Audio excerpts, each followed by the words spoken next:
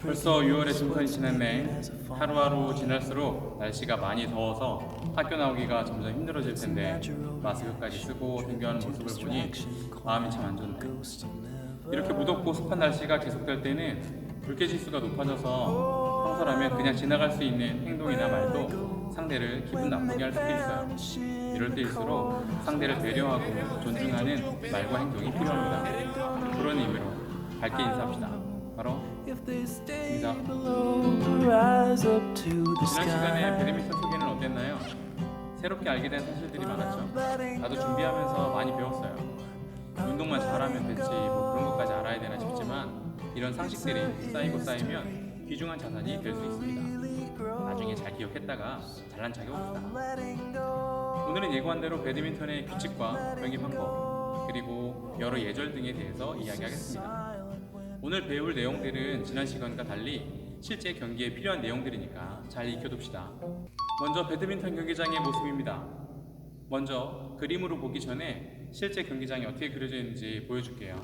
잘 보일지 모르겠는데 여기 많은 선들이 있죠. 많은 선들 중에 우리는 흰 선을 사용하게 될 겁니다.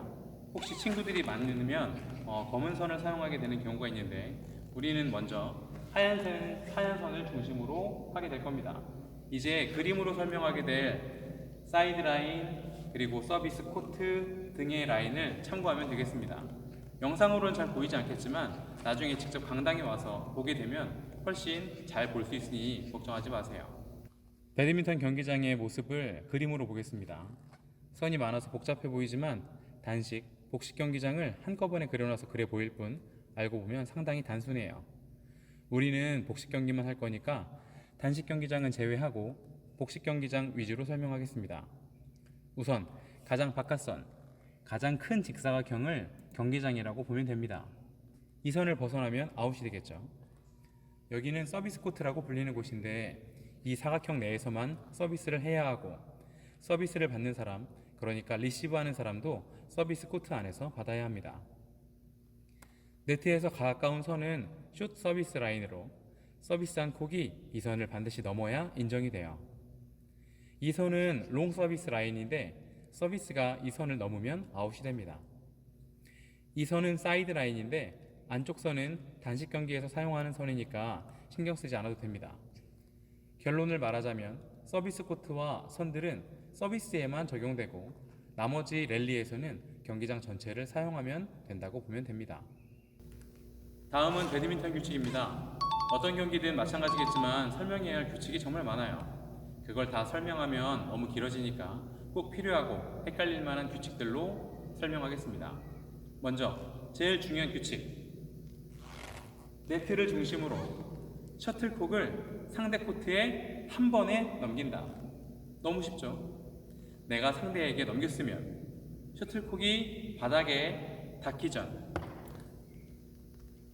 또는 반칙 등으로 경기가 중단되지 않는다면 역시 내 쪽으로 네트를 넘어온 셔틀콕을 다시 보내면 됩니다. 이때 단식 경기는 복식 경기든 공을 한 번에 넘겨야 되는데 이 점이 배구형 게임과 다른 점입니다. 한 경기는 3게임으로 진행되는데 한 게임에 21점을 먼저 득점한 팀이 승리하게 됩니다. 만약 한 경기가 20대 20 동점이 만들어진 경우에는 듀스로 2점을 먼저 연속 득점한 팀이 승리합니다.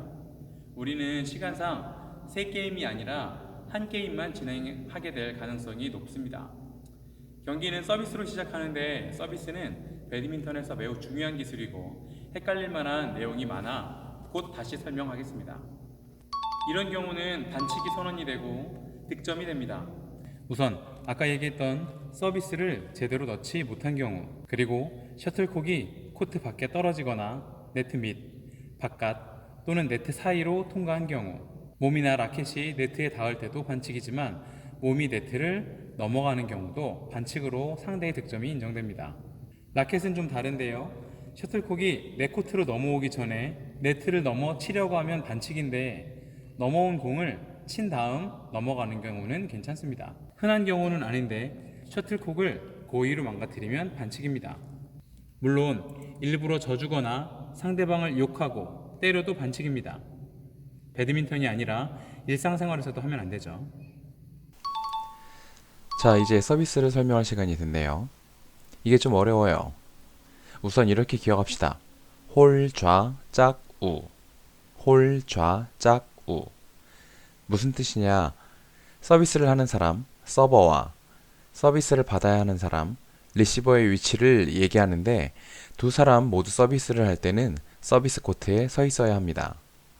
내가 서비스를 하는 경우 우리 팀 점수가 홀수일 때는 왼쪽 서비스 코트에서, 짝수일 때는 오른쪽 서비스 코트에서 서비스를 넣는데 상대의 대각선 서비스 코트에 넣어야 해요. 물론 리시버도 그 코트에서 받아야 되겠죠? 만약 내가 서비스를 했는데 득점을 하면 서비스 코트를 바꿉니다. 예를 들어 우리 팀이 1점이라서 내가 왼쪽에서 서비스를 넣었는데 우리가 이겼다. 이때 나의 서비스권은 그대로 유지되고 2점, 짝수니까 오른쪽 서비스 코트에 가서 서비스를 넣으면 됩니다. 헷갈리죠? 자연스럽게 리시버는 바뀌게 될 텐데 아까 랠리에서 리시버와 동료는 어디 서 있었는지 잘 기억해야 합니다. 선생님, 그럼 0점일 때는 어떻게 하나요? 좋은 질문이에요. 0점은 짝수로 취급합니다. 그러니까 0대 0으로 게임을 시작할 때는 오른쪽 서비스 코트에서 서비스를 넣고 오른쪽 서비스 코트에서 서비스를 받으면 됩니다. 이런 경우에는 서비스 폴트, 그러니까 서비스 반칙이 선언되고 득점이 됩니다. 먼저 서버의 발 한쪽이라도 땅에서 떨어지면 안 됩니다. 양발 모두 붙어 있어야 되는데 서비스를 넣을 때 이렇게 까치발까지는 괜찮아요. 라켓을 휙 돌린다든지, 라켓을 뒤로 뺐다가 잠시 멈춰서 상대방의 타이밍을 뺏는다든지, 라켓을 흔들흔들 하면 모두 반칙이에요. 한마디로 서비스 동작을 시작하면 장난치지 말고 바로 넣으라는 겁니다. 다음, 서비스 할 때는 셔틀콕의 하단부, 보통 헤드라고 하는데 여기 하얀 코르크 부분을 맞춰야지 옆에 날개를 맞추면 폴트, 반칙이 됩니다. 그래서 상대방의 득점이 인정이 돼요. 마지막, 제일 중요한 규칙, 서비스 할 때 콕이 너무 높이 있으면 안 됩니다. 공식적으로는 1.15m인데 이 규칙이 없으면 테니스처럼 위에서 아래로 내려 찍으며 시작할 수도 있겠죠. 이걸 방지하기 위한 규칙입니다. 만약 서비스를 하려고 콕을 들어서 준비했는데 콕을 떨어뜨리거나 콕을 허치면 어떻게 될까요? 보통 서비스를 넣기 위해 라켓을 뒤로 빼는데 이 순간이 서비스의 시작이라고 보면 됩니다. 그 이후의 동작들은 모두 파울이에요. 그러면 받는 사람의 규칙도 있겠죠? 별건 없고 당연히 리시버 아닌 사람이 서비스 공을 건드리면 안 되지만 다음 공부터는 누구든 쳐도 괜찮습니다.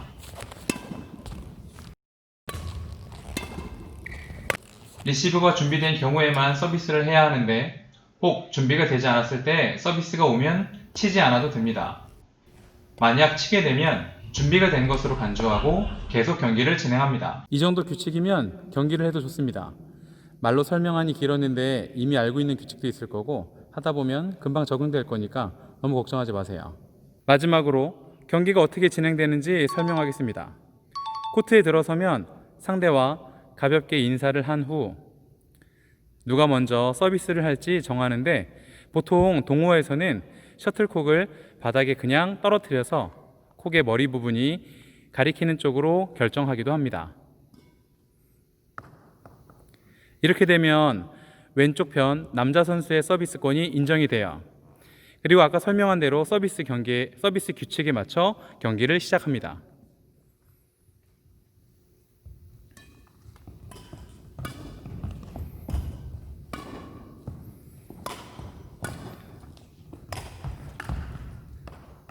지금처럼 경기 중에 셔틀콕이 바닥에 떨어지면 보통 가깝거나 떨어진 쪽의 선수가 집어서 상대방 쪽으로 넘겨주는데 네트 위로 보내서 상대방이 받을 수 있게 보냅니다. 경기를 하다 보면 콕으로 상대방을 맞추게 되는 경우도 생기는데 그때는 상대에게 미안하다는 표시 정도를 해주면 됩니다. 꼭 정해진 건 아닌데 나와 함께 게임을 하는 사람에 대한 배려라고 생각하면 되겠습니다. 그리고 복식 경기이다 보니 같은 팀원 사이에 실력 차이가 날 수도 있는데 우리 팀의 실수에 화를 내면 잘하기는커녕 멘붕 상태가 돼 오히려 제대로 된 실력을 보여주지 못할 수도 있습니다. 잘할 때 칭찬해주고 못할 때 비난하기보다 우리 편의 실수에 더 격려하고 응원해준다면 마음을 먹고 편하게 집중해서 경기에 임할 수 있을 겁니다. 결국 복식 경기는 나 혼자 잘해서 이길 수 없으니까요. 마지막으로 경기 중에는 심판의 판정에 그리고 경기 결과에 승복하고 승자는 겸손을 패자는 승자에게 칭찬을 해준다면 더 멋진 게임이 되겠죠.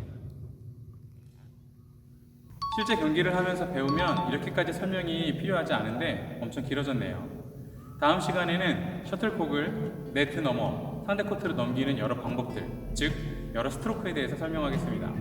문제는 스트로크의 종류와 방법이 매우 다양하고 하나하나 배우는데 매우 오랜 시간이 걸린다는 거. 간단하게 알려주긴 하겠지만 자세부터 실제 시범을 보이는데 꽤 오랜 시간이 걸리지 않을까 싶습니다.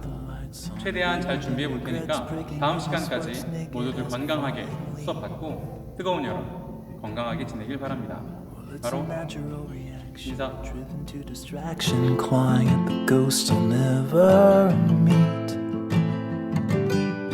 Oh, and I don't know where they go when they vanish in the corners of